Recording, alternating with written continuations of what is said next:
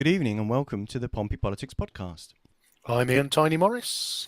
And I'm Simon Sansbury.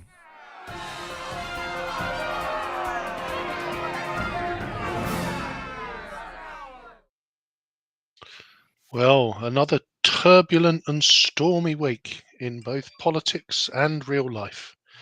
How are you doing, Simon? Well, this one, aha. So I'm all right. Other than a hectic week, obviously dealing with the wind, but I didn't get blown away. Just dealing with stuff. My lights have flickered a couple of times, so if I disappear, I've got about 2 minutes to come back into the live stream before the live stream will automatically end. But you guys carry on if I disappear We'll and see how busk far you it, get. yeah. We'll busk it as far as we can. The rain is hammering down on the roof of my office, which is better than Friday when the roof of my house rained down on the roof of my office. No real damage done, and bless local roofer ATF Roofing, who came out and made us watertight yesterday morning, and hopefully is going to fix me later in the week. But yeah, we got here in one piece, and so we're looking at the choppy waters ahead financially in terms of lots of numbers, and as we know, we are to numbers what a cow is to a musket. So who have we got, Simon? So we've welcomed back to the show our very own lecturer of economics, Simon Foster. Welcome back, Simon. Hi guys, good to see you again. Hope you're both well. Yeah, We are indeed. extremely. And yeah.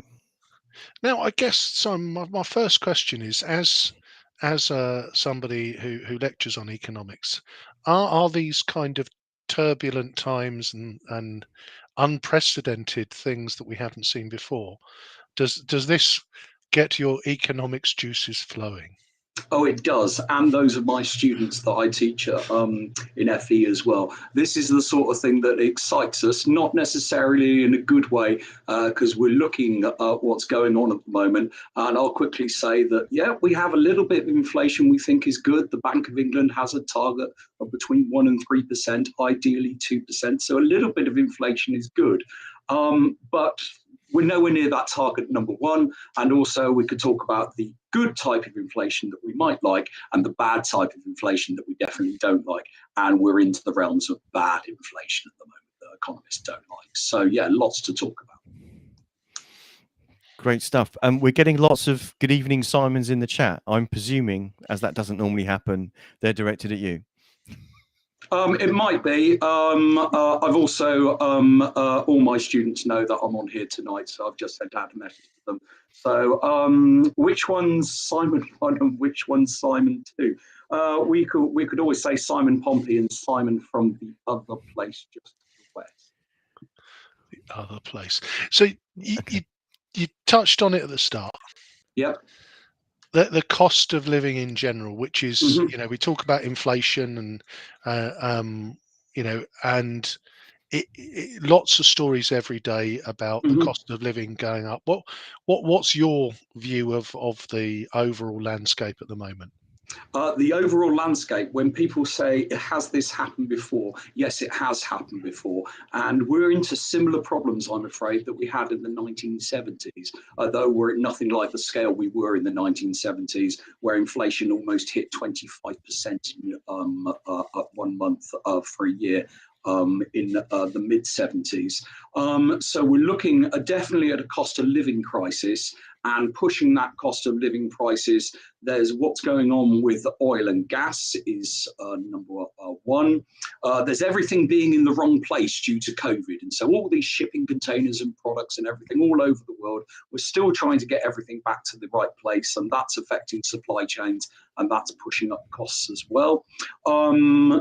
Added to that, on the edges of that, we shouldn't ignore Brexit.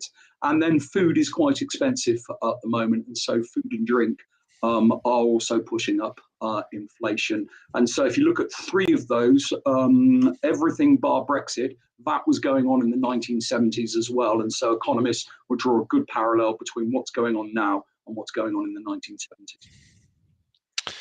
An interesting looking back at the 70s. One of the things the Bank of England Governor Mark Carney has said to people, don't be going asking for big pay rises. And looking back at the late 70s and the terrible death match between Thatcher and the unions, that was fundamentally triggered by if inflation is at, I think it was about 13% at the time, we want an 18% rise. Yeah. And so is Carney right to encourage us all to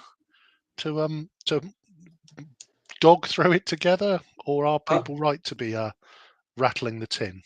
Oh, they're both right. We need to break that down. So let's go into the different types of inflation that occur.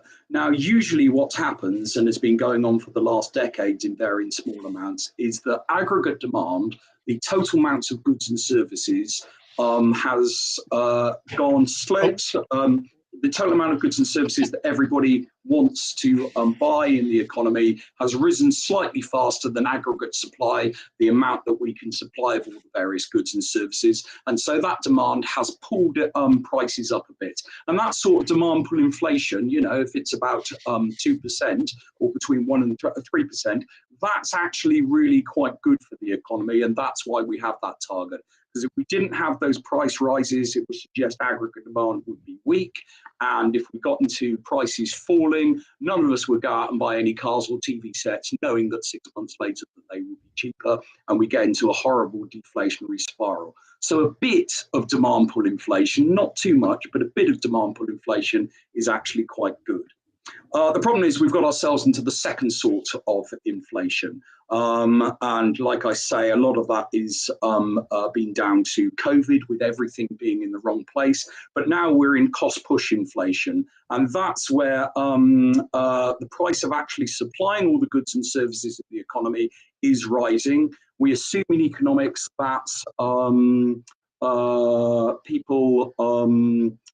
people are rational and therefore want to protect their profit margins, protect their wages in real terms, and therefore what they will do is they'll say, okay, I would like a pay rise. And so if inflation goes up by 5%, well, they say, well, we'd like quite a nice 5% pay rise as well. The problem is that we can easily get ourselves into an inflationary spiral there. And so the current governor of the Bank of England, Andrew Bailey, might be saying, okay, let's limit what those pay rises should be. He's right on the one hand. On the other hand, it means that he's asking us all to take what is effectively a real pay cut now to avoid more inflation coming down the line later. And unfortunately, the cat's out the box and people are demanding all sorts of pay rises. So I was looking at a group of binmen who've been on strike in Kent. I think it's around Hastings, but I'd have to check the exact area. And they said, look, we want a pay rise. Now, the binmen in Hastings, they went on strike. They've got themselves a 19% pay rise. And the trouble is, with any pay rise, somebody, in this case, the district council, local taxpayers, are going to end up paying for it. So we can all demand all these pay rises, but it still means we're just creating more and more inflation, and we're getting into what we call a cost inflationary spiral. And that's really quite dangerous. We saw that take right off in the 70s, as I said, going up to 25%. And the average inflation rate across the 70s was something like 16% per year. So we've got some big problems there. And they're not going to magically go away. Economics is about who ends up paying for those problems. Somebody's going to end up paying for these problems, and this is where we can have a nice debate on who ends up paying for that and who ends up paying for the cost of living crisis. And of course, we've got all the major parties come out with their various theories, along with a couple of more extreme theories that I'm going to throw into the mix, because we like in economics to make sure we're covering all the bases, right from the far left, right the way through to some libertarianism bordering on anarcho-capitalism. Oh, Ian, we seem to have lost your audio. Okay. Can you both still hear okay? Yeah, I can hear. That's absolutely fine. Okay, brilliant. Okay, so sorry, there's a multitude of questions being chucked in the comments section, but we'll try and kind of cover some of those issues there. So Yeah, so there's all these kind of stuff going on. So the massive kind of energy prices, the rises that Yep. we're seeing at the moment. Hmm. So what's all that about? Is that just about all of the the stuff to do with greening the energy industry? Where's all that coming from, or is it just good old supply versus demand?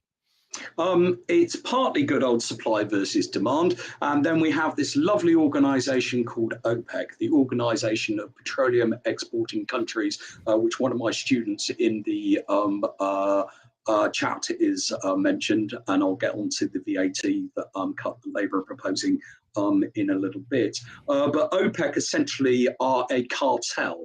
Now, if this was a private company, we would knock on their door with the Competition and Markets Authority. We would fine them for up to 1% of their global turnover. We will put individuals that belong to these illegal cartels in jail for up to 5 years, and we'll say, no, that's not in the interest of consumers. The trouble is, you can't apply competition law like that to the whole country of Saudi Arabia. You just can't do it. So on an international level, macroeconomics, when it comes to cartels, OPEC is, countries are allowed to do that. We can't force them into it.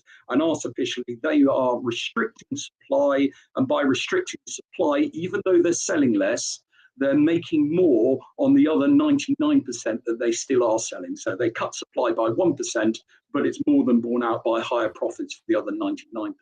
That's good and rational for them. It's a real problem for us because we rely on oil and gas for so many different things. And the thing I'm always reminding students of is not heating. Most people remember that. It's not transport. Most people remember that. But if you look around any room that you are in at the moment, there are a significant number of things made of plastic from that, and that comes from the oil and gas. And so, yeah, oil and gas prices are absolutely crucial. So OPEC is having an effect there. In addition to that, Putin is playing politics here. It's in his interest to have the gas and oil prices really high so that if some sort of political event occurred, such as raising the UK, invading the Ukraine, he has a really strong economic hand to play there by just saying, look, I can cut the gas and oil prices, gas and oil supply off. And if you think prices are high yet, wait to see what I could do to you. So there's some politics going on there as well. And then, as I've said, COVID means everything's in the wrong place. And Brexit doesn't help when it comes to the cost of moving goods either. So you've got a perfect storm almost there of events that have come together. I don't think the green energy taxes haven't gone up particularly high as a percentage. They're not making the situation any easier, though, and therefore it is reasonable for a government to say, OK, or an economist to say, temporarily cut those taxes in order to make things easier for consumers. However, we want to look at the big picture, and so in terms of the valuation and opportunity cost, I do come back to our climate change targets. I do come back to what's going on in the long run. On the other hand, what's use a climate change target if you can't afford to actually heat your home at the end of Okay, that's an interesting one. So, but is just removing VAT, is that an effective kind of method to target that? It seems like a simple thing to switch a button to do. It's of course one of the things we've now got the power to do now that we've left the day? the Yeah, EU. absolutely. So I'm good. But yep, sorry, go on. I'm going to point out this ought to be Brexiteers' moment. We didn't have the power to do this and completely abolish VAT. You can cut it down to 5% when in the European Union, but European Union rules say once you've introduced it, you can't get rid of it completely. So as a clear benefit of Brexit, you now have the freedom to do that. And so we have a government that says, oh, it's absolutely brilliant, Brexit is. It's fantastic that you could do that. And you've got the Labour Party saying, well, OK, if that is a benefit of Brexit, why don't we cut the VAT? Now, I like that as an economist when it comes to helping the poorest in society. VAT, although everybody says, oh, it's 20%, surely that's a proportional tax. It's regressive when it comes to people's incomes. So the poorest in society are paying a lot more as a percentage of the income for their fuel bills than the richest. And so cutting VAT actually is a very progressive move. The problem is, and the chance of, do you want to come in, Simon? Yeah, sorry. Well, it's just that VAT on domestic energy is only 5%, isn't it? Yeah, On business, yeah. it's still 20%. But Mhm. so there's that kind of element to it. If you cut it on domestic properties, then okay, that solves the consumer. But it's still an increasing. If you leave it on commercial supply, Yeah. then Mhm. that's still a big line item in the costs for businesses, so in manufacturing and distribution, and in Mhm. retail. Just so that I think we've temporarily lost Ian, but hopefully he'll Yeah. come back in a second when his Mhm. connection sorts out.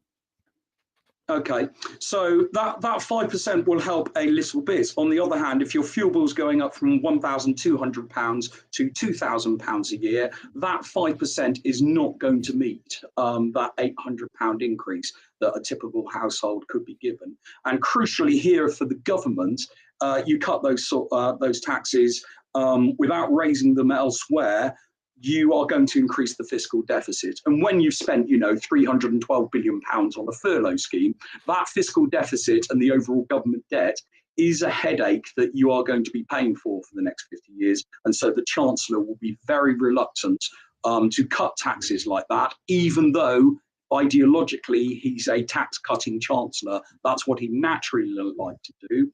Also, there's no guarantee. You cut taxes, will the companies pass on the full benefits of that VAT cut? They won't have to by law, although the government through the regulator could force them to.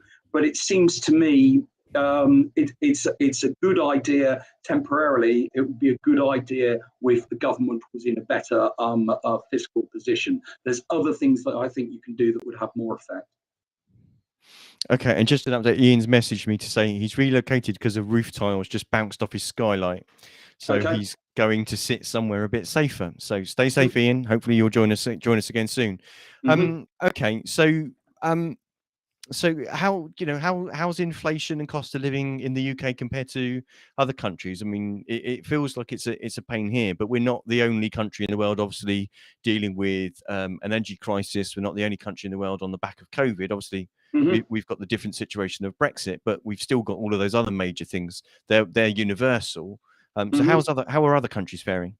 Across the world, you're seeing inflation go up because universally, COVID is a universal factor that has meant all these things are in the wrong place. But as Ian's not here at the moment, I will go straight over to the American example, and I'll talk about the American example where Biden's administration, for example, decided to try and get rid of the cost of living crisis by giving every household $2,000 in the United States. And at this point, we ought to mention the third cause of inflation, which is that of the money supply. And when you start increasing the amount of money that people have to buy goods and services without increasing aggregate supply and the number of those goods and services, you've got more money chasing the same amount of goods and services.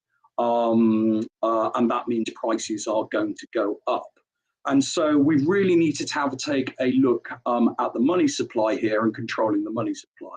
Because at the other end of it, if you went further than Biden, and my students have just been looking at the lovely example of Zimbabwe, of when you print money just to pay government bills, you massively increase the money supply and you end up with a silly number of inflation that wouldn't fit across our screen, Simon.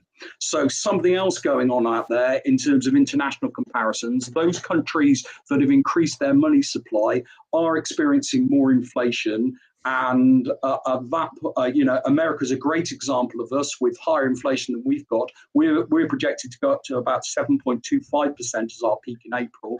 America's already at 7.5% ahead of us. And that's probably because they increased the money supply too much during the pandemic. So yes, you managed to, prevent a lot of extreme poverty from occurring and save some people's jobs, but that definitely came at a cost of doing that.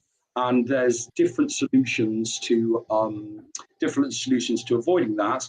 And one of those is avoiding credit being too cheap and avoiding the money supply being too loose. You need to restrict it. Okay. Can I just So check welcome if you can back, hear Ian. me, guys? Can We you hear can me? indeed. Yes. Oh, We can indeed, Ian.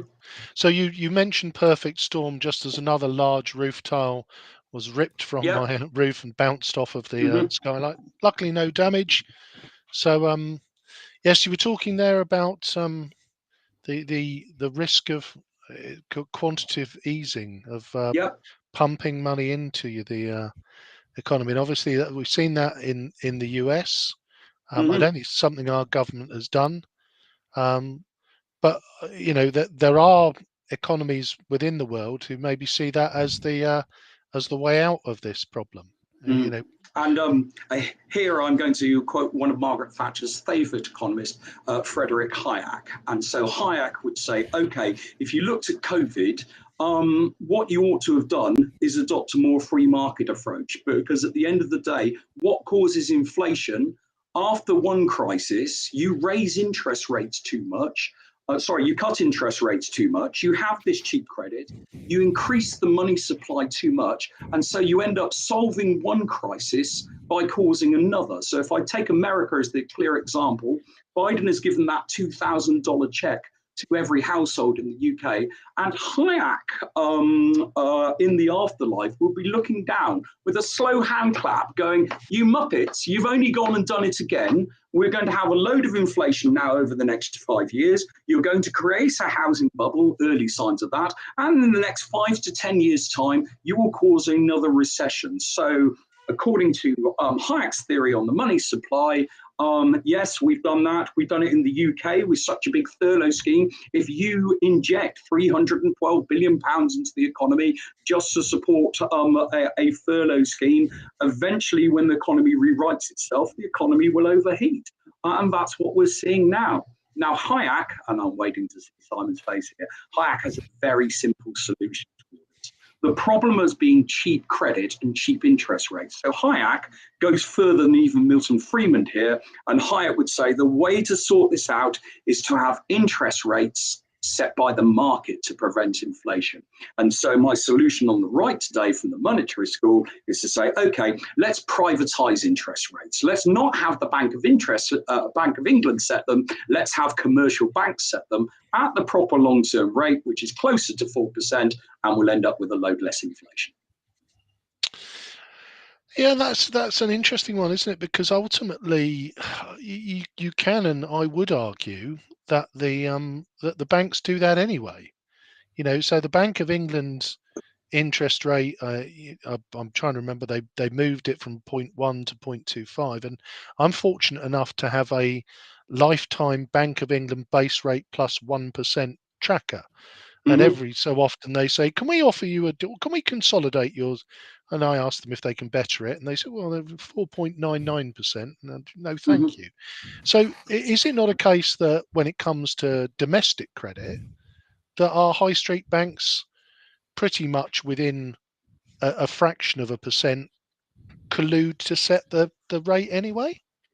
No, so you've got the rates has gone up from 0.1% to 0.25 and now 0.5% last month. And what's interesting, if you look at the Bank of England's committee made up of 9, 5 people voted in favour of that, 4 people voted against, not because they were against an interest rate rise, but because they wanted it to be 0.75 already, and they thought that the interest rate rise was too small.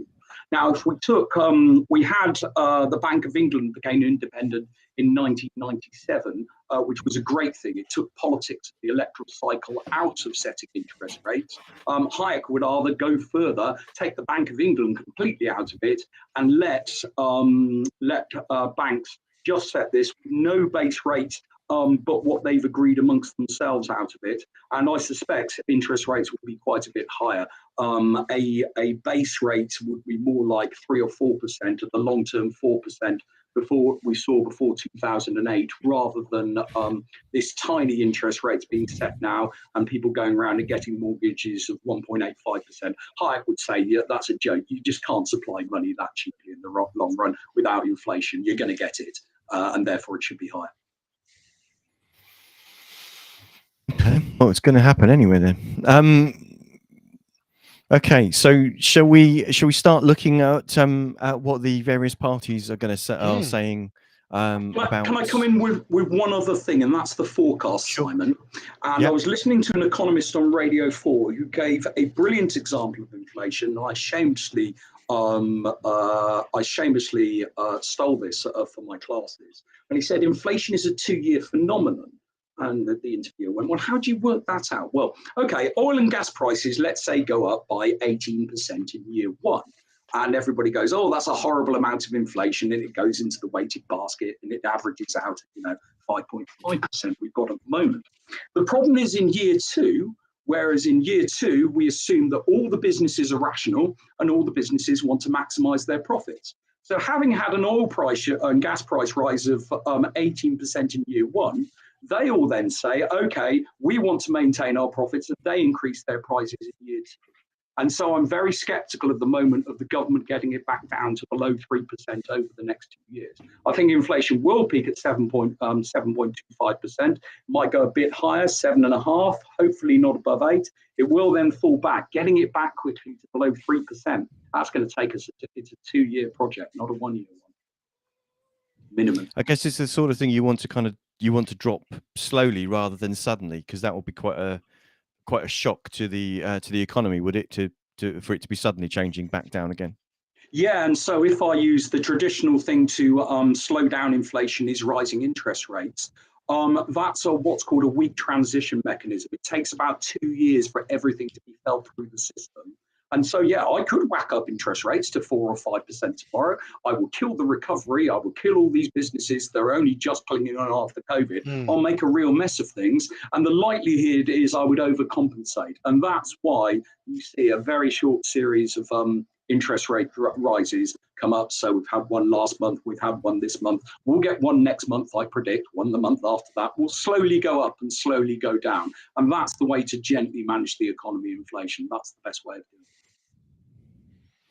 And just to bring another dimension to that, just quickly before we go into the detail, it is part of the pressure, the very high levels of employment at the moment, which naturally, when you get to very low levels of unemployment, effectively, it becomes a buyer's market, and so there is an element of, well, if you want my services, you are going to have to pay me more than minimum wage. Yeah, and so we'd say as economists, the amount of frictional unemployment, people just moving between jobs, can be anywhere between 3 and 5% in an economy. Unemployment's at 4.25% now, so you're absolutely right to say it's a buyer's market. But the thing that's happening is not the record level of employments that we've got, or the unemployment at 4.25%. There are a load of people that, because of COVID, have said, okay, I'm going to go off and get that university degree that I've always wanted. I'm going to retire early in my 60s. If I was 63 or 64, looking at when COVID first started, it's like, well, I could go into work and risk my life there, or I could just retire early and be a little worse off. And loads of people have become what we call economically inactive. And that's really driving the labour market at the moment. And so, yeah, you're right to say it's an absolute buyer's market. And so coming out of COVID in October last year, the average pay rise year on year was about 8%, as a load of people said, yeah, we'll come back after taking time off from COVID and what have you. We're having an 8% pay rise on average to do it, though. And that's all fed through the system now, driving this cost push inflation. Okay, so it's all feeding through. Yeah. Should we turn our eyes to the different solutions from the different parties, then, from the 4 major parties? Okay, so I just popped up on screen then. So our table of those. Do you want, Simon? Do you want me to read through them as a list for each party? Yeah, that'll be lovely. And then I will give a grade to each party from A to F. I may add on another party as well, Simon, and give a grade for them too. So we'll come to that at the end. So, a curveball. Okay. Absolutely. So in the Conservative column, so £350 energy bills rebate. The national living wage increased to £9.50 per hour. They're dealing with the taper rate for universal credit. So the point at which that you start to reduce the amount of universal credit you get. Doubled the amount of free childcare to 30 hours. And frozen fuel duty. So that's what there is in the blue corner. What are your thoughts on the blue corner, Simon? Let's start off with the good stuff for the blue corner. So there's two brilliant things in there that I like. Tapering the universal credit rate is fantastic, because what that means is when somebody goes over working, let's say £16 an hour, or goes over the minimum you're about to earn, you don't suddenly lose all of your benefits and go into work and end up in a massive poverty trap. You are allowed to earn that little bit more, or get paid that little bit more as a result of universal credit, and therefore that keeps you on benefits. Now, to give you an idea, we've had economists go out there and add up everything that you would get as a result, but also of being on benefits. So once you're on universal credit, you can get your council tax benefit, you can get your winter fuel heating allowance, you can get your cold weather payments, your bus pass, all of these different things. We add all of that up, that's worth about £7,000 a year in all of the different benefits of this. So that one's something the poverty campaigners have been campaigning for a long time. That's a really, really good policy. It costs more to implement, of course, because you're means testing rather than paying everyone, but that's really, really good. Conservatives are off to a good start there. In addition to that, we've got increasing the amount of childcare. Now, that's what we call a supply side policy in economics, where it increases aggregate supply. And again, this is brilliant because we want parents, whoever they are, to have the freedom to go out and engage in work. There's a double fiscal benefit for that, because number one, we're not paying them so many benefits, and number two, eventually, if they earn enough, they'll be paying tax as well. So that's absolutely fantastic, and increasing that aggregate supply is absolutely brilliant. The fuel duty cuts, well, you know, it's going to help, but it's going to help at the edges of it. So I'm not convinced that's a particularly a good measure. Yes, it's helping a bit with the cost of filling up our cars, but in terms of the great scheme of things, it's a little help, but I'm not giving very many marks for that. Now I'm going to get cross. So if you can put up the list of policies again, I'm going to get annoyed with the Conservatives, and this is going to just... What about the massively generous rise to the living wage? It is massively generous, Ian, but as I was looking at, that will take place in April, which is absolutely brilliant. And the top rate of that is going to go up by 6.6%. The Bank of England forecast at that point is for inflation to be 7.25%. And therefore, in real terms, that's actually going to be a real terms pay cut, rather than in a real terms pay increase. In addition, if you're like many of my students on here, you're not being given 6.6% as a pay rise, you're being given peanuts and then being hit by inflation as well. So yes, it's a move in the right direction. Yes, on paper before inflation, it looks very generous. And any time over the last 10 years when inflation was much lower, it would look fantastic. But in real terms this year, it's going to end up, I think, being a real terms pay cut rather than an increase. So I'm not impressed. I would be impressed in that in normal times, in nominal terms. I'm not impressed in real terms. And then on top of that, there's the energy bills rebate. Now, is this a genuine rebate, or is this borrowing, the Chancellor getting us to borrow money off our own energy bills and then paying them again in the future?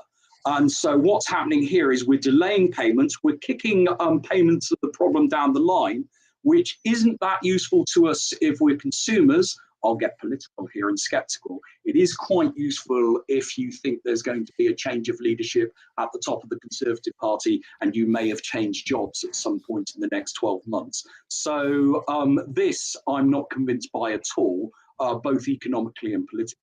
And so with that, I sort of come out at about somewhere on 50 or 55% of the Conservative policies, and therefore in the grading system, that comes out as a D grade. It's got some great things within it, let me be very clear, like those supply side policies, but overall in terms of helping the poorest in society with the cost of living, it doesn't cut it for me, I'm afraid. Okay, so the Conservatives get a D from Simon. Yep, that's right. Okay, that's great. So who's next on our happy list? So in the red corner, so Labour's policies are cut VAT on energy bills, expand the warm home discount scheme to around £200 off the typical bill. It's currently £140. Windfall tax on oil and gas companies, reduce reliance on imported gas, and insulate 19 million homes. Okay. So the cut on VAT on energy we've mentioned before, there's no guarantees the companies should pass that on, but in public relations terms they will do, and the regulator would force them to do it, I think. So that's a good policy in that VAT is regressive, and that will help the poorest in society. So we're off to a good start there.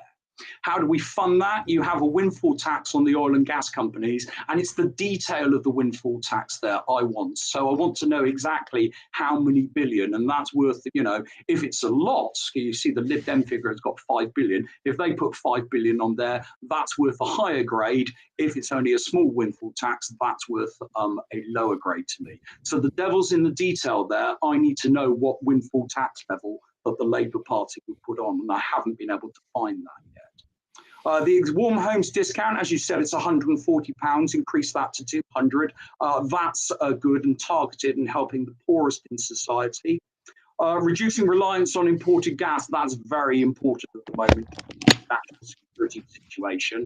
And, you know, that's liable to get worse if problems in the Ukraine get worse. The Americans are already buying up lots of gas to import to us if we end up with Putin really restricting the gas supplies. So that's a very good figure as well, policy as well. Insulating 19 million homes, well, this is on our green climate plans anyway. If we are to hit our long-term climate targets, we really need to be doing that. So the overall package there, I find better than Conservatives. I'm liking over 66% of that. Whether it's crossing my 70% into a B grade depends on the level of windfall tax. As they haven't given me the detail yet on that, they haven't told me how many billion they do on that. I would give Labour a C+. It can move very easily to a B though, if the Labour Party give me that extra bit of detail. I'll just get Keir Starmer on the line. Okay, that'd be great. Good luck with that. We'll just get him to dial in and okay. see whether he'll give us a straight answer. Okay, so thank you. So a C+ for Labour with a potential to be more if they put a bit more effort in. Yeah, no, absolutely. And the B, somebody may come back out there and say, okay, I've got the figures from Labour. This is how many billion they're promising. I'm happy to revise that into a B if somebody comes back in the comments and finds out the detail I couldn't find earlier. Okay, so it's fantastic. Right on the threshold there. Okay. So those of you following the live stream, if you've got that information, please do share it in the comments. You can comment on our live stream on Facebook and on YouTube, and we'll be able to see it in the comments if that's been shared either on our page or on the Portsmouth Politics group. So okay, so back to our table then. So the Liberal Democrats. Yep. So in the golden corner, we've got a £5 billion windfall tax on what they describe as oil and gas barons, a doubling of the winter fuel allowance, and the warm home discount in value, and extending the warm home discount to more homes. So currently, as we said, it's £140 a year for those eligible properties, but that's usually so there's a base criteria of people that are in receipt of guaranteed pension credit, but there are other broader criteria that are individually set by basically by an energy supplier. Other policies are to scrap the national insurance hike, force broadband providers to offer cheaper tariffs. It's kind of a bit of taste of Corbyn there. Ian, are you all right? And universal basic income. So what's your thoughts on the Lib Dems then, Simon? This is mostly good. I think universal basic income is a very good policy, but when we get to the end of the Green Party, I will give a strong argument to why I think it's never going to happen. So the 5 billion windfall tax on oil and gas barons, I like that because that gives me a figure of what I could do with that 5 billion. Incidentally, whilst we're mentioning it in terms of COVID contracts and what have you, and wasted money, according to the National Audit Office, we could actually be getting more than 4 or 5 billion back if we made different decisions at the beginning of the pandemic. But that's another argument for another day. So I like that 5 billion. That's good. That's specific. I listen to the debates and say, okay, but you're going to kill the pensions of the insurance industry who rely on shares that come from in these energy companies. To which my response is, no, I'm not, because these were supernormal profits at a price level that was predicted by nobody, including what should have been in your pension plans and your insurance plans. So they can definitely afford to pay it. And this is where both Labour and the Lib Dems are correct in that they could do a one-off tax. I like the fact that it's a windfall tax and it's one-off. We'll get to the Green Party in a moment, but oil prices are very volatile. So what's high this year could be much lower next year, and therefore we need to be careful about what we do to the oil and gas industry on the one hand. On the other hand, if you want to meet our climate change targets, you would just hammer them anyway, consistently right the way through. So I like where the money's coming from. In addition to that, we've got forced broadband providers to offer cheaper tariffs. Now, this is whether you believe broadband is an essential service or not. The Lib Dems have talked about digital human rights, the fact that broadband and access to the internet should actually be a digital right that's regarded like a human right. And if you do believe that point of view, which is a very interventionist point of view, then you can say this is a natural oligopoly or natural monopoly. We need to intervene, and the providers could have cheaper tariffs. That would help in the cost of livings, but it's on the sidelines to me. It helps a business. It's a good policy, but it's not core to what we're doing here. Core to what we're doing here, doubling the winter fuel allowance. Thank you very much. So if that's looking at typically the winter fuel allowance has been between £100 and £300, doubling up to 200 to 600, and also extending the warm homes discount. Labour, we're going to put it up by 200. Lib Dems going up by 280 there, from 140 to 280, extending it as well, the coverage to more homes. That's more than the Labour Party is promising, and will make more of a difference there. Scrapping the national insurance hike. I mean, this we could just separate out in terms of whether we're talking about a cost of living crisis and say, okay, simply, do we like jobs? Yes. Let's not tax jobs, including national insurance, which is a regressive tax, which, once you've earned your first 9,600, starts off about 6% for you, goes down for 2% for the very richest in society, earning over £150,000. Well, I go further, and I turn national insurance into a proportional or even progressive tax and make the rich pay their fair share. Why are we talking about people who cannot afford to heat their own houses, paying 6% national insurance and it going up, and the richest in society on their income over 150,000 only paying 2%? That's crackers there. So the Lib Dems there get criticism from me because they could have gone further, I think, in that respect. Overall, I like this package, but as I say, they could have gone further. There's nothing there about reducing the reliance on imported gas, which Labour have said that's a good one. They could have picked up the Conservative policy of doubling free childcare. Let's have a look. That's all good. Can you go back a section to that one? We've got universal basic income. Now, this is fantastic and lovely, because if you've got a universal basic income, you don't need universal credit. You can just scrap universal credit completely and say everyone in society is going to get £10,000 or whatever the level the Lib Dems or the Greens are talking about. So, come on, I'm not letting you get away with this one, Simon. Yeah, Universal, well, no, you shouldn't. Universal basic income is the handful of magic beans, isn't it? It's No, beloved, and it's that, we should have a universal basic income. And you look at it and you say, well, okay, it stops people having to apply for benefits. And you could go, so okay, well, that means that you've got to set your UBI level at a threshold higher than you would set your benefit cap at. Correct. So So that means currently the benefit cap is set at £23,000. So Oh, UBI would yeah, have to I be see where set you. to Yeah. be set higher than that. So Hmm. this is where, and again, there's lots of talk about UBI. I've only got two questions: is what level will you set it at, and how will it be Hmm. paid for? And Okay. nobody in any progressive forum that I've asked that question, they give Hmm. me the whoa, blah, blah, blah, they go all Boris on me. Um, Hmm. and for me, putting UB into any proposal, Hmm. you may as well say, and everyone gets a handful of magic beans.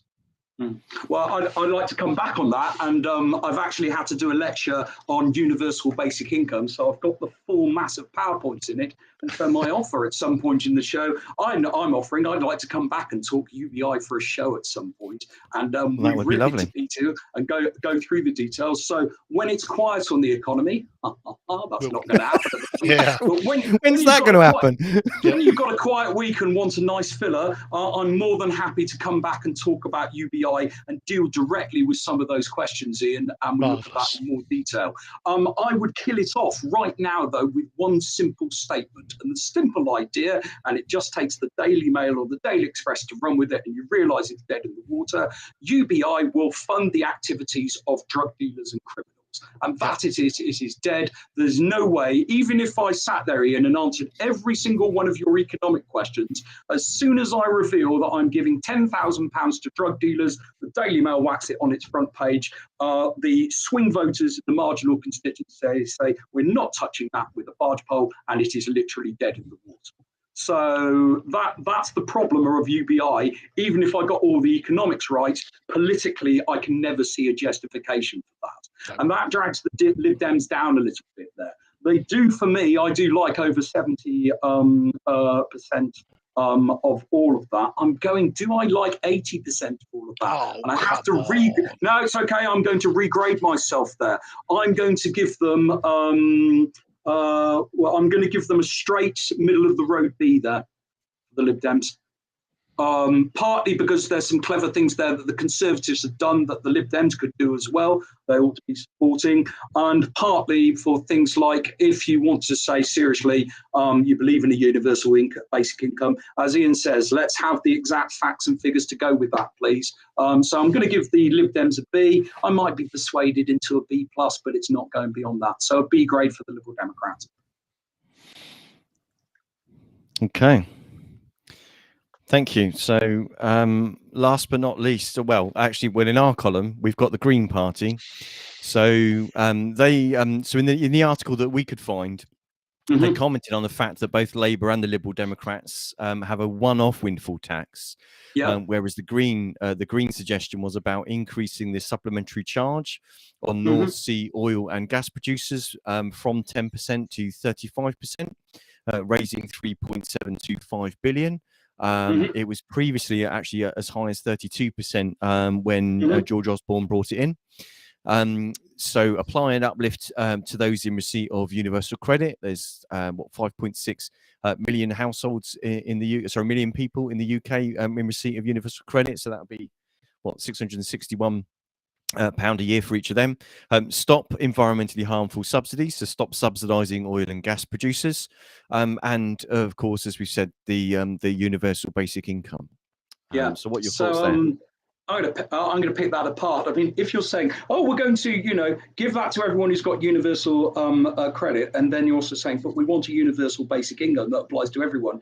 Well, at which point I'm going, well, haven't you scrapped universal credit at this point? And so in the long run, the left hand of policy needs to talk to the right hand of policy about what they're doing. Having said that, in the short run, applying that uplift to those in receipt of universal credit, that's good and well targeted.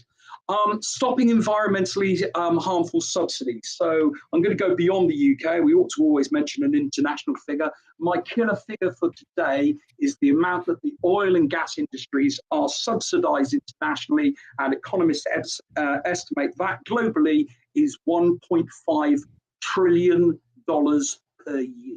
It is huge, it is massive, and there are big subsidies going for that. So yeah, I would get rid of those if I was the Green Party, but, and here's the danger, if you are being reasonable if you want businesses to thrive, you can't just suddenly ambush people overnight, not as a one-off when the prices are high. As I've said, oil and gas, very volatile prices. You need to give businesses time to prepare. And so, Simon, if you can go back to the first green policy for me there, that is good if we're talking about climate change, which we ought to be. It always ought to come back, as well as the cost of living. What I hesitate with is ambushing like that and saying it's going straight up from 10% to 35% in 1 year. And so where I mark down the Green Party a bit is say, oh, you can put that in, but it needs to be a 3 or 5 year transition there. You can't suddenly come in and say, yeah, we believe in this, we believe in being green, we are going to hammer you with that. And the average oil worker in Aberdeen goes, what's happening to my job suddenly in the next 6 months? What are you doing there? And so if we are to work with business, and I believe we should do that if we're talking responsible economics, it should be gradually phased in rather than suddenly hit. Again, with universal basic income, as Ian's has explained, we need to know what the detail is there. And it sounds like, you're talking about your receipt of universal credit. You're not suddenly going to have a universal income, although everybody do watch out. They're trying a small pilot study with Wales with a group of, I think, 250 care leavers at the moment. So we need to see what's going on with that study and what the results are of that, and that will run over the next few years. So I like what the Greens have done there, but you're the Green Party. You ought to be doubling childcare there, 230 hours. We need to go and check what that is. I'm sure the Green Party do have some details on that, but you shouldn't be allowing the Conservative Party to basically be the party of free childcare. All the other parties ought to be supporting that. The taper rate for universal credit, the Greens should be sorting that as well. You can't just apply to the uplift there because you've still got that cliff edge. It's just like, oh, if I get universal credit, that's fine. And if I go £1 over, it all disappears down a fiscal cliff and I'm in the poverty trap. So, all the parties, whether they're on the centre or the left, need to have a look at what Rishi Sunak's doing on the right here with taper rates and double free childcare. With that, I'm going to give the Green Party a B as well. Oh, this is outrageous. Absolutely outrageous. So the Green Party, there's a whole heap of nothing. It ends with, and then we all woke up, and you've given them a B, and you've given the Conservatives a D, referencing all the policies that you like. This is a disgrace.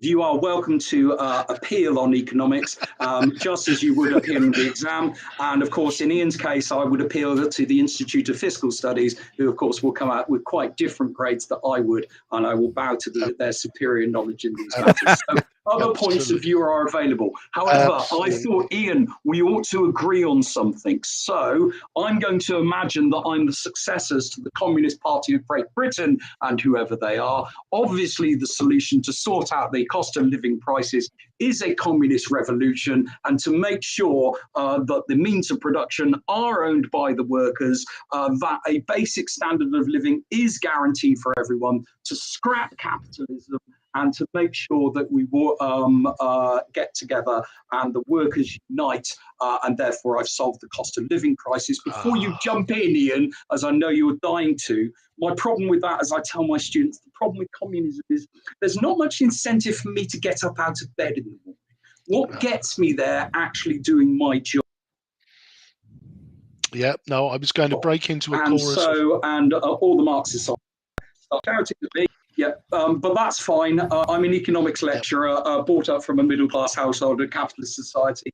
Obviously, I've been indoctrinated in false class consciousness, but the communist revolution gets definitely an F from me, and that's me being generous, because I could even give it a letter in the latter half of the alphabet in actually solving the crisis. Because when it comes to actual implementation, having worked for a year in Poland in the early 1990s, I kept looking and going, actually, we've just made most people on average poorer as a result of all this, not richer. So no, communism, if you want to add it in on there, Simon, communism gets an F.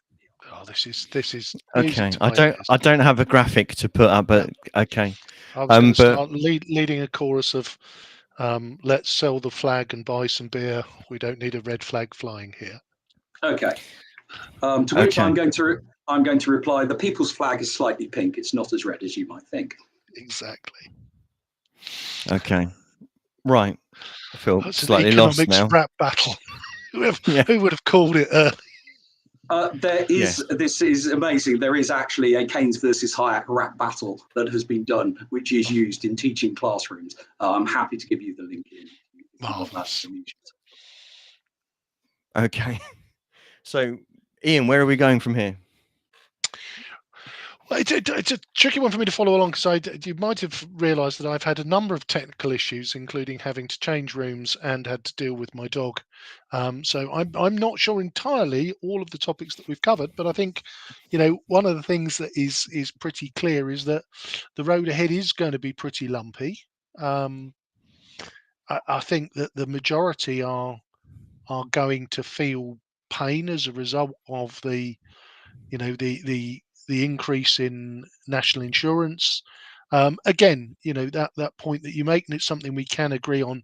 I have never understood why once you cross that certain threshold, whilst the amount of tax you pay continues to progress, you're kind of let off back down to a lower level of national insurance. That's never quite squared up for me.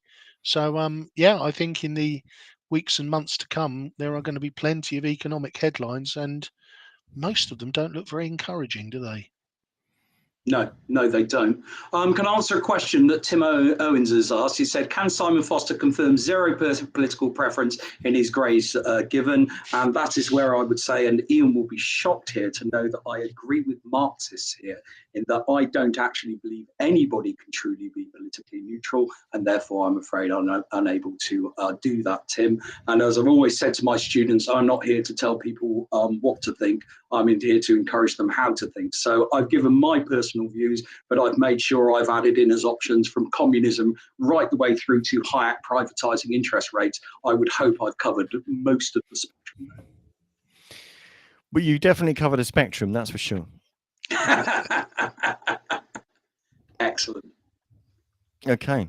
Well, thank you very much, Simon. That's certainly been insightful, and well, we'll summarise the grades at the end of the show. But yeah, that's an interesting one. But I guess the ideal would be, rather than trying to, and I'm stealing a quote from The West Wing, so I'm very sorry. But the real solution isn't you push one lever in and hope that it works. You push a little bit on all of the levers, because that's kind of what you need to have. And I guess maybe in an ideal world, we'd steal a little bit of the good ideas from each of the different parties, because they've all got slightly different ideas. Some could sit quite happily in bed with each other, in the sense of, though, one party policy doesn't necessarily preclude another party's policy. So maybe a bit of a pick and mix of those is the best way forward. Absolutely. Sorry. Ian. And I think that's one of the things, for me, which is critical when we start looking at the, those that are at the bottom of the earning spectrum. For me, the minimum wage was a Labour idea, which has continued through various administrations and continues to, the rises that it's received on average every year is above inflation. So in real terms, there are more, people are keeping more of their money. And up until we lost fiscal conservatism, the raising of the tax threshold every year was a Lib Dem idea that came in when they were in coalition. So, for me, there is an element of, you can get ideas from different parties, and if they work, stick with them. But yeah, we are living in very strange times in terms of the current approach of the Conservatives. Yeah, definitely agree with all that. Very nice to see you guys again. I'd love to come back and talk UBI. Yeah, we will we'd definitely love to have you back. We will definitely do that, Simon.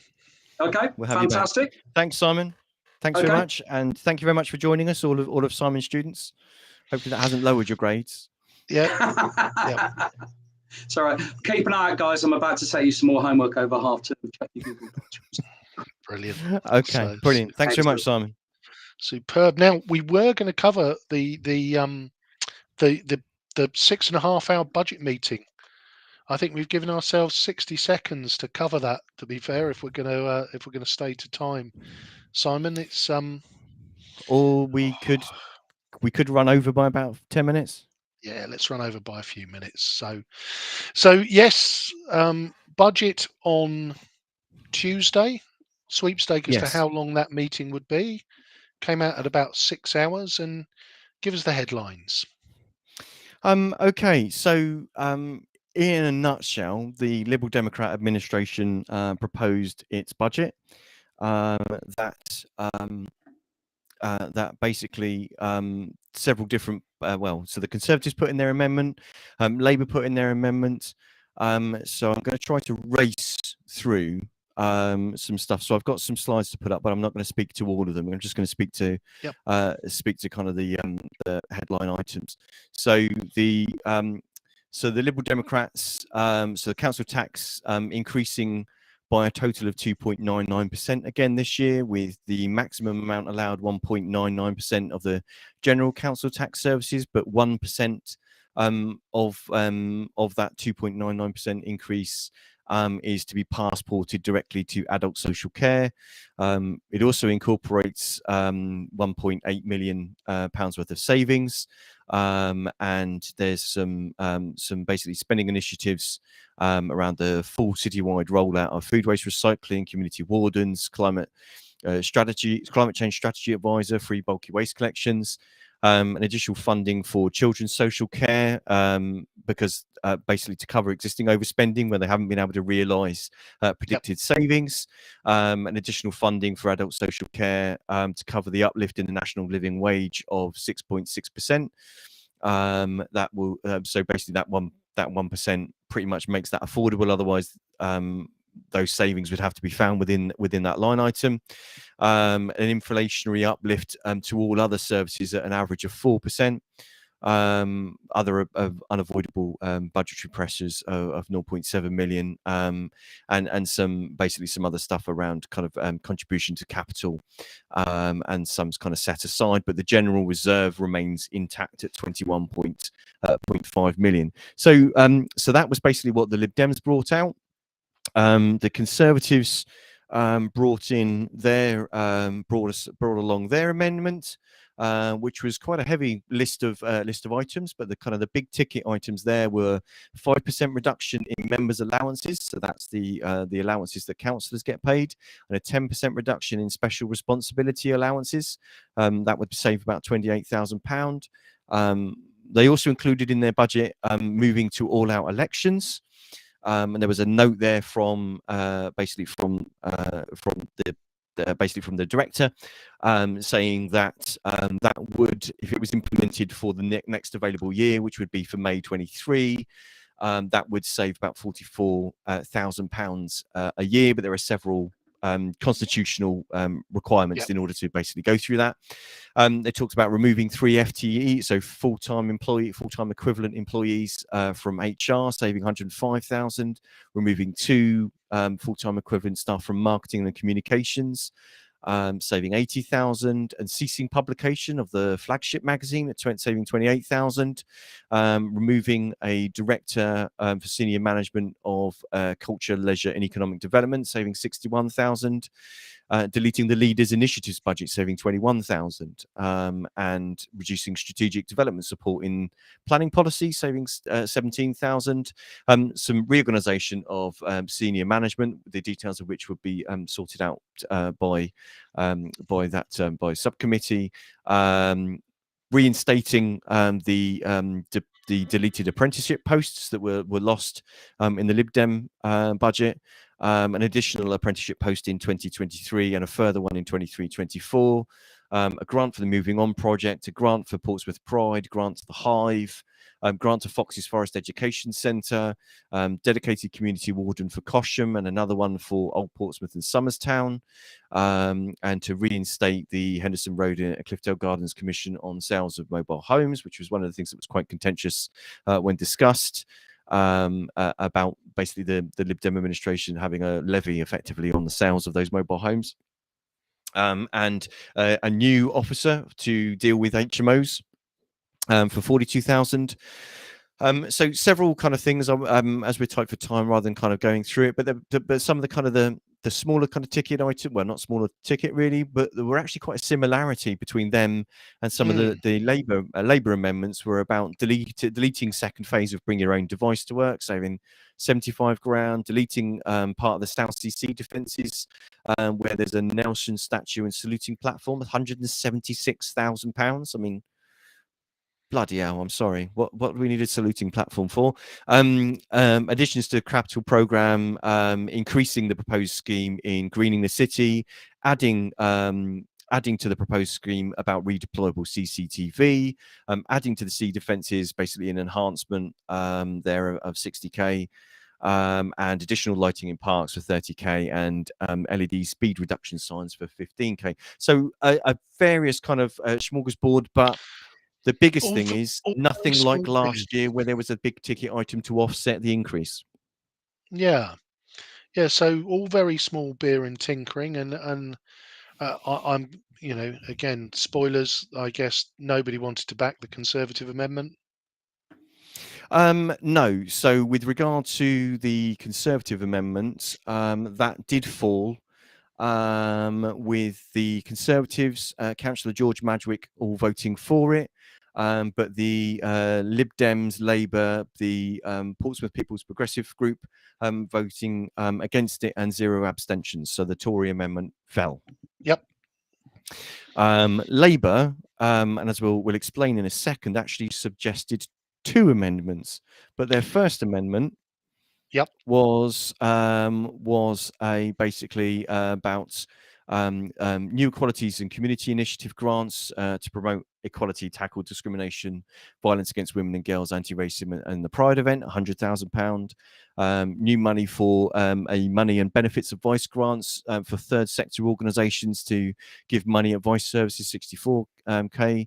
A new living wage carers fund, so to lift wages for carers to real living wage for this year, but for the council to find the funding for that in future years, and that's that would be an extra cost of 1.6 million, and part of their sorry, go on.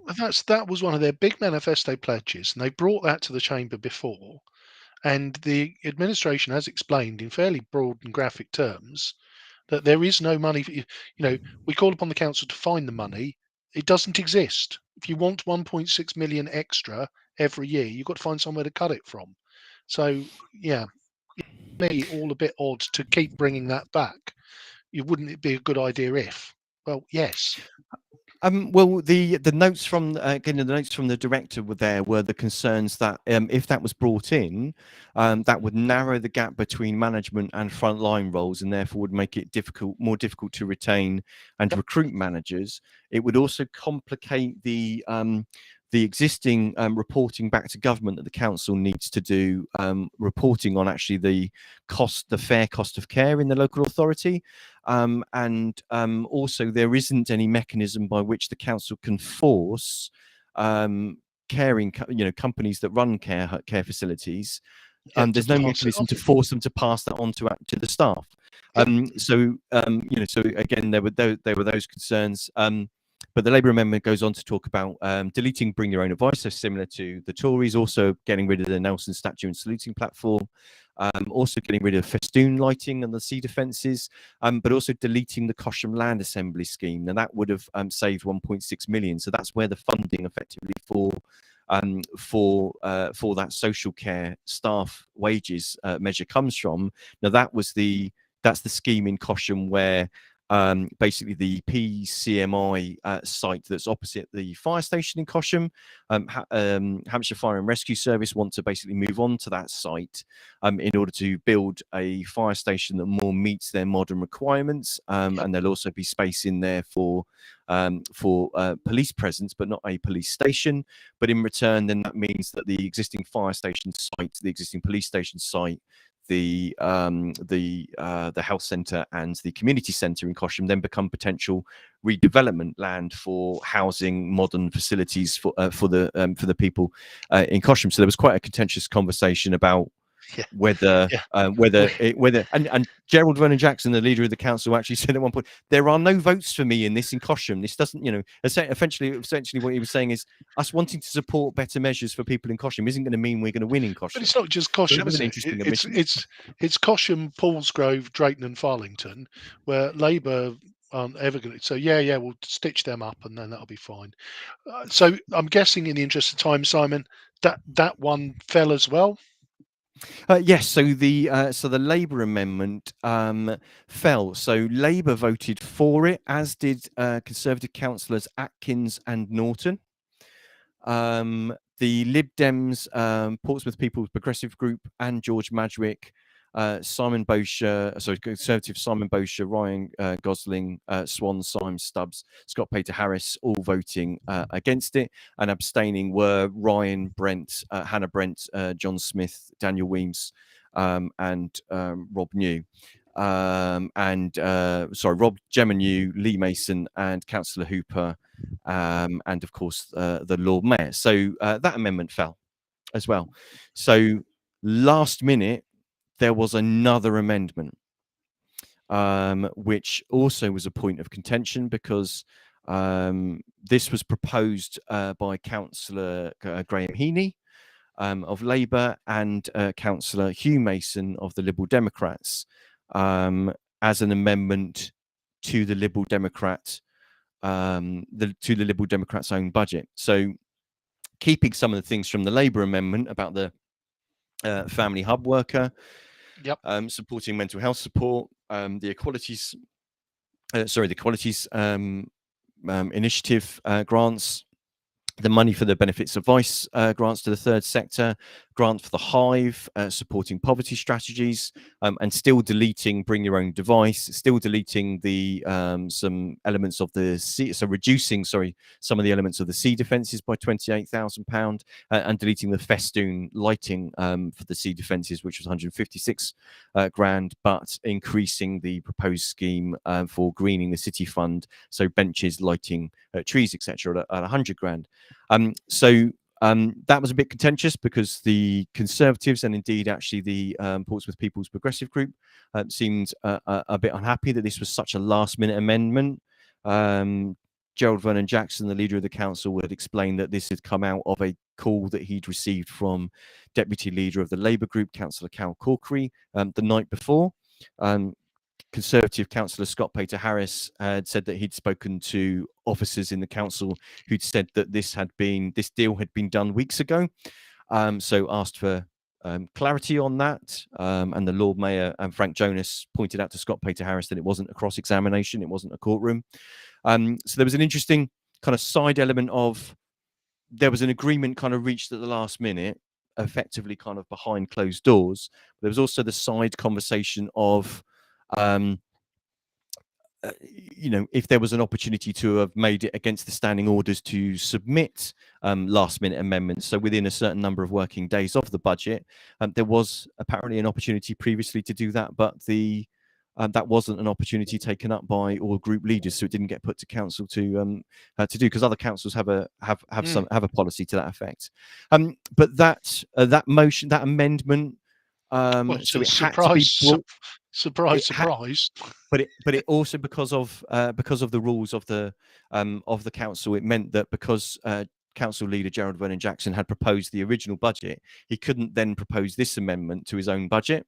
So this had to be proposed by someone else that hadn't already spoke or proposed basically an item. So that meant that it was proposed by Councillor Graham Heaney from the Labour Party, and seconded by Councillor Hugh Mason from the Liberal Democrats.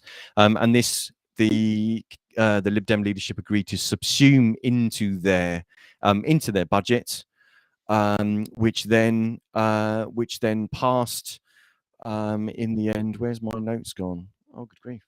That then passed with. Oh, sorry, I beg your pardon. That then passed with the Lib Dems voting in favour, as you'd expect. So the Lib Dems, Labour, Portsmouth People's Progressive Group voting in favour, and George Madgwick voting in favour, but voting against were Conservatives John Smith, Councillor Atkins, Stubbs, Lee Mason, Norton, Ryan Brent, Simon Bosher, Hannah Brent, Daniel Weems, Councillor Hooper, Councillor Swan, and abstaining were the Lord Mayor, Councillor Symes, Scott Bader Harris, Rob and Gemma New, and Ryan Gosling. So in the end, that passed with 25 for, 11 against, and 6 abstentions. 7 abstentions. So it kind of dusted up, but it was all over in 6.5 hours. So maybe not quite the marathon that we were expecting. No. Well, Well, I guess still, nonetheless. Well, I mean, does it speak to the future of the council that it is becoming more and more a Lib Dem Labour working alliance? Well, well, as I say, the first rule of politics is to learn to count, right? And I guess despite having the largest number of councillors in the room, which is the Conservative group, if you haven't got enough people to pass your amendment, then, you know, to a degree, as unhappy as you can be, if someone else can reach agreement with other parties enough to negotiate a way to get a budget to pass, then obviously that will pass. But I guess a lot of the conversation and the grandstanding in the chamber will be leaflet fodder for the weeks and months to come for the elections ahead. Yeah, and I guess though, I mean, there's two ways to look at it, isn't it? Is it consensus politics? You know, there is a situation where, you know, ultimately you've got two major parties who are neck and neck, and Labour are kingmaker. And I think Labour have made it very clear that under no circumstances, you know, and interesting when you looked at the overlap of the policy or some of the things that the Conservatives and Labour were proposing, there was some common ground there, and I guess that's why some of the Conservatives then abstained rather than voted against. You know, ultimately, I think, you know, the one thing this sort of exercise shows is that you know, a lot of the amendments are detail, aren't they? When you're talking 20 grand here and 30 grand there in a multi-million pound budget, the majority of which is, you know, things that the council is obliged to do. You know, you can't say, well, do you know what, we'll abandon adult social care this year. So, yeah, I mean, ultimately what we've ended up with is a 2.99% increase, which I think, you know, is the minimum that anybody would expect. The dynamics of the chamber remain interesting. I think there is something there to say that perhaps the Conservatives aren't currently speaking with one voice, and you can argue that is that a good or a bad thing? Possibly, if you know, if all the parties start looking at issues based on the issue rather than maybe a tribalism, then we might get better outcomes for the city. Indeed. I mean, to be fair, that probably happens a lot more than we see behind the scenes. You get that pragmatic working with people. It's just in the pantomime that is the full council and in budget meetings that you kind of really see that. But it seems to be more closely brought to bear in a budget meeting, because as much as different groups will poke and point at each other, fundamentally none of them wants the council to be facing a situation where it doesn't have a budget, and therefore they literally have to go away into a back room and thrash one out in the next 40 minutes or whatever. So, you know, in that respect, but interesting to see a change in strategy from the Conservative group, as in there's nothing there to try to offset the you know, the rises in council tax. But also interesting to see that Labour were effectively trying to do a similar thing with regard to property or land divestment in order to fund something short term that was actually a long term expense. Correct. So, but as you say, lots of very similar, indeed identical requestments for in those amendments. So it's really a shame, actually, almost, that the meeting wasn't more of a sit down and actually these are the things that we can all agree on and actually get something done. Because what will happen now is that leaflets will be printed, trees will be killed, and letterboxes will be stuffed in the weeks to come until May the 5th. The outcomes or the interpretations of this meeting and what it means will will be spun in any number of different ways to the point that it will make people dizzy. Exactly. There'll be a bar graph in it. We're 20 minutes over. You've been listening to the Pompey Politics Podcast. I've been Ian Tiny Morris. And I've been Simon Sansbury. Don't forget. So next week we're hoping to we'll definitely be back at 6:27. We're just trying to confirm our meeting for next week. But also don't forget we've got our upcoming hustings, and we've promised this year more wards than we had last year. And any ward where we can get 2 candidates in a virtual room together, we'll hold a hustings. And at the moment, we've got 2 wards with at least 3 candidates or potential candidates willing to actually come onto the show. And we have 4 wards where we have at least 1 candidate willing to come onto the show. So the numbers are building. As it gets to the close of nominations on at 4 p.m. on April the 5th, I'm sure we'll get more of them. But you've been listening to the Pompey Politics Podcast. I've been Simon Sansbury. Join us next week. Thank you very much.